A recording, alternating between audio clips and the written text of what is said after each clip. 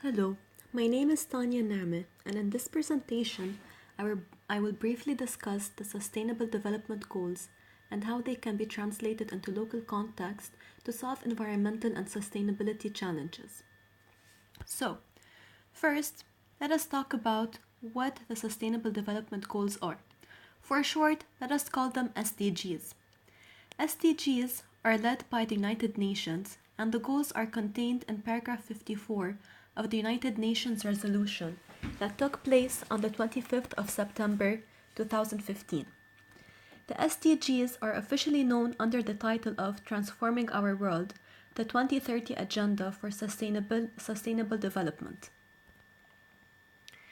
This agenda is a set of 17 global goals with 169 targets between them, covering a broad range of sustainable development issues. These issues include no poverty, zero hunger, good health and well-being, quality education, gender equality, clean water and sanitation, affordable and clean energy, decent work and economic growth, industry, innovation and infrastructure, reduced inequalities, sustainable cities and communities, responsible consumption and production, climate action, life below water, life on land, peace, justice, and strong institutions, and finally, partnerships for the goals. As of August 2015, there were 169 proposed targets for these goals and 304 proposed indicators to show compliance. Now, surely these SDGs received many criticism. For instance, a report by the International Food Policy Research Institute, written in 2013, criticized the SDGs for not being ambitious enough, especially when it comes to world hunger issues. On the other hand, a commentator from The Economist said 169 targets were too much. So basically, these were contradicting criticisms. But fortunately, it was not criticized by non-governmental organizations, it rather gained their support. And that's more important than all these people who criticized the SDGs. Now, in order to translate these SDGs into local context to solve these challenges, we must look further and deeper into what the problem really is. It is no new news that we live in a world with very limited solutions to our sustainability problems. I offer here shallow opinions and views that suggest that if we would just get enough fossil fuels, then our society would be sustainable. Or if the price of oil would just go high enough, then renewables would become economic and our economy would be sustainable. Unfortunately, our problems with sustainability began long before fossil fuels existed. And the views above represent an incomplete understanding of our predicament. If we look at how and why fossil fuels became available, we realize that they were a solution to other sustainability problems, which at the time were rapid deforestation and difficulty in feeding the population. Thus, getting rid of fossil fuels would probably lead to the same problems we started with and wouldn't be a really good solution. So now, what is the real problem that we are facing? The real problem is human nature. Looking back at our history, we can see how embedded our sustainability problems are. In ancient times, when humans evolved into tribes, they used to temporarily live in one area until they have fully used up all its resources, then move to another location.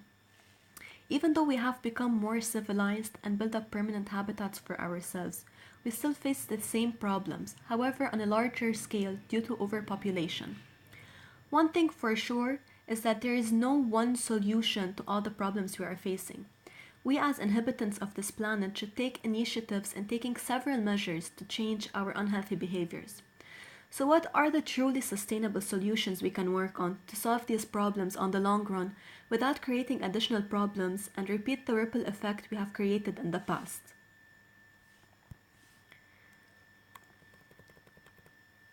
Even though humans have rippled through the same problems, we, however, at this point can't say that we fit in well with the natural ecology and the natural systems of planets and animals. In fact, we have disturbed these systems greatly. It almost seems as though, in order for humans to fit back into natural systems, they would have to devolve to become more like monkeys or gorillas.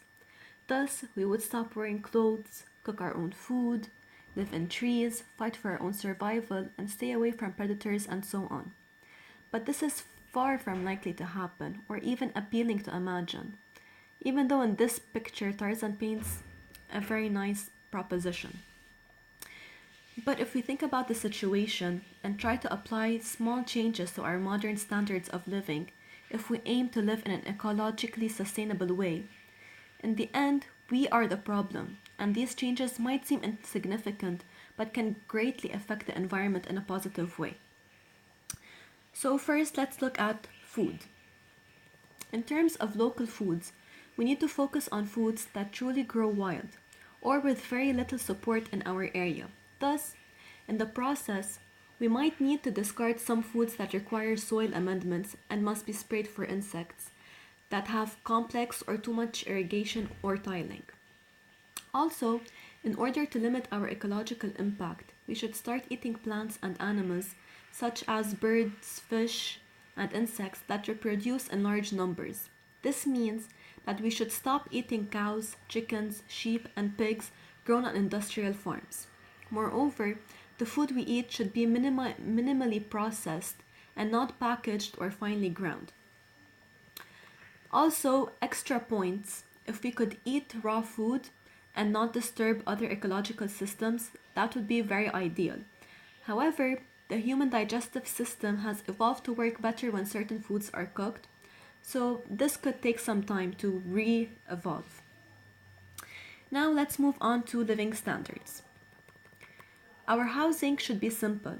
We certainly shouldn't be building more huge houses and buildings. We shouldn't expect buildings to be heated very much and probably not be cooled at all.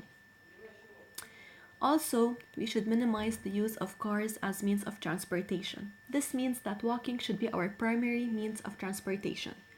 If this seems impossible, then we resort to public transportation or carpooling. Within this measure, we should also look at sharing whatever petroleum is left equitably. If I use less oil by driving a smaller car or by driving fewer miles, it doesn't mean that petroleum will be left in the ground. What it does mean is that the gasoline or diesel that I didn't buy will be available for someone else to buy. This rather strange result happens because total oil supply is pretty much maxed out. Total world oil supply doesn't increase by very much, even with more demand. Instead, all that happens is that price rises. If I use less, price may drop a bit, but the same amount of oil in total will be consumed. So by using less petroleum, someone else somewhere can use more. The result is better sharing of what oil is available. Also, we should reduce our incomes and spending. The amount of resources a person uses is mostly determined by a person's income. If a person cuts back on his income or spending, he will use less. Trying to cut back within the same income is less effective because the money a person doesn't spend in one place is likely to be spent somewhere else. However, if it is feasible, then it should be done. Now, these are simple measures that we could take, and they are considered as truly sustainable solutions. Now, if we want to solve bigger problems with more room for really looking at these solutions and trying to figure out how to obtain them and how to really get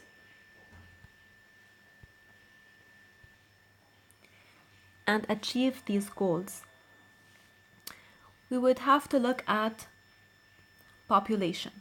So how to fix overpopulation? First of all, we should have smaller families and reducing the number of childbirth in families, and this should be encouraged. Now, another solution that might be frowned upon is that medical treatment should largely disappear because it interferes with normal evolutionary processes and because it tends to leave a large dependent elderly population. It also tends to lead to far too high a population in total. So now, what about going green? Recycling seems like a sustainable and feasible option. Recycling should be encouraged in all areas, starting from our households to our places of work, education, and leisure. Also, SDGs talk about creating affordable and clean energy by 2030. And looking at what is being presented today and the difficulties they present, changes and adjustments should be made. This is where the development of technology comes at hand. If technology focuses on improving and creating cheaper solutions, rather than focusing on other materialistic creations we are not short of, humans could be on the right track to achieving this goal. This could be feasible if research grants are handed out to these types of projects, rather than unnecessary topics that could be put on hold. Moreover, schools and universities should firstly raise awareness of the subject matter and discuss the small measures the youth can take that could majorly and positively affect the environment for the long run, and eventually change the pattern towards sustainable behavior. Once awareness is raised, more interest and curiosity will ignite in the minds of the youth to want to be part of the change and not the problem. So, I will conclude with one of my favorite quotes, which is: the answer is to rely on youth, not a time of life, but a state of mind, a temper of the will, a quality of imagination, a predominance of courage over timidity, of the appetite for adventure over the love of ease. The cruelties and obstacles of this swiftly changing planet will not yield to the obsolete dogmas and outworn slogans. They cannot be moved by those who cling to a present that is already dying, who prefer the illusion of security to the excitement and danger that come with even the most peaceful progress. Thank you.